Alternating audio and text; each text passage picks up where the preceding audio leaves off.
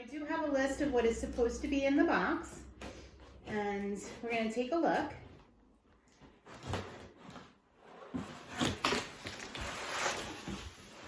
And it was a couple days ago I ordered this. So I'm trying out Flyp. It doesn't necessarily fit with my business model, but a lot of people have been asking, and we do like to talk about all things consignment. And Flyp does employ a consignment model where you can go on and apply for inventory and people ship it to you out of their closet. So let's take a look here. We have a Mac Studio blazer, new with tags. Very nice.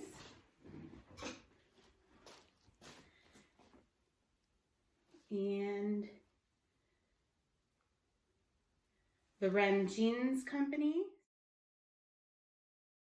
As you can see, I went through the box. Everything was in great condition. The things that were new with tags had tags. I do have one issue with this Calvin Klein dress. It looks like maybe a pen mark on the front of it.